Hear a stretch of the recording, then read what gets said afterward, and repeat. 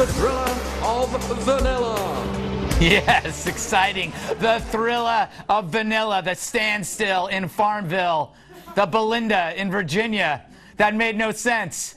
Pence versus Kane, Kane versus Pence, the big Tuesday night event. I've been this excited since I started this segment 13 seconds ago, which is to say not very excited. In fact, I'm kind of pissed. They're preempting This Is Us. I find out Mandy Moore ended up with Miguel last week, and now you leave me hanging. I don't know what I'm talking about. So, it's an important debate. And if you don't like Trump or Clinton, could you actually be swayed to vote for one of these guys, even if you don't know who they are?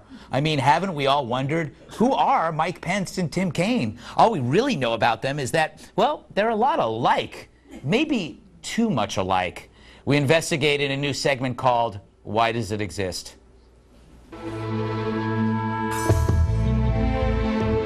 The vice presidential debate. Why does it exist? Tim Kaine, Mike Pence. Could their shocking similarities be the key to unlocking it all? Consider, please. Both have two-syllable names ending with the letter E. Both go out of their way to be extremely boring. How about a round of applause for Nicole?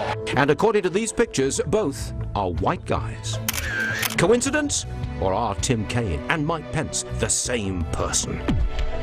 Indeed, the connections are too much to ignore. Both attended law school in the mid-'80s, and both were governors, although, curiously, not at the same time. Kaine, Virginia, 2006 to 2010. Pence, Indiana, starting in 2012. Where was Kaine during those crucial 2 years in between?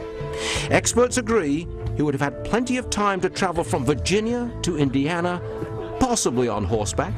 And what of the agricultural connection between them? Pence is on the record admitting his guilty pleasure is popcorn. Meanwhile, Virginia's 7th most popular cash crop, you guessed it, is corn. Add it all up, and you can only come to one conclusion. The vice presidential debate is necessary to disprove they are the same person. This has been Why Does It Exist? Thanks to Stuart Barney for lending us that very familiar golden voice. I love that, Stu. Every evening. All right, Professor Dershowitz, do you have any predictions for this debate? Is it going to go, is it going to be interesting at all? Oh, sure. Tim Kaine is my former student at Harvard Law School. You know everybody. He's going to win. You know. But the only reason we're watching this debate is one of these guys may become president. Both candidates are the oldest two people ever to run for office. Who ever heard of a guy named Harry S. Truman when Roosevelt put him on the ticket and then proceeded to die several months later? So watch carefully. One of these guys may be the leader of the free world. Oh, that's a frightening, yeah, it is a frightening thought, Colonel West. Let me put that on record that is a frightening thought. All right, I have a theory that Pence is going to have to spend most of his time defending Trump. Well, yeah, that's going to be the entire objective, and I think that Mike Pence has to know that going in. And we recently saw he was asked, you know, do you disavow David Duke and having a relationship with Donald Trump? So it's going to be that kind of, you know, circular attack of Trump through Pence. And if you understand that going in, you should be prepared. But Professor Dershowitz is absolutely correct. When you have two candidates at 69 and 70 right now, you know, for them to go on past a first term, absolutely, that's a big deal. And we see the stress of the office. So these guys in 4 years could end up being your president. Wow, Kat, I wasn't even going to watch this thing. No. Now I feel that it's my job to watch it, like I work on a talk show. Yeah, I'll watch it. I wish what they would do instead is just kind of hang out and drink beers and exchange stories about what it's like to defend one of the two most hated candidates of all time. Like, I'm serious. I feel like they're going to be great friends. Like, they're opposites now, but after having this shared traumatic experience, they're going to become great friends, like Buzz and Woody and Toy Story, or like Seth Rogen and James Franco and Pineapple Express. That's what I think. Oh, wow. That's actually a fairly good metaphor, Tyrus. Who do you think has the upper hand? Depends on which one of the candidates screws up the most that day going into the thing. So if Hillary's email scandal drops and reopens that day, then Pence is going to have the advantage.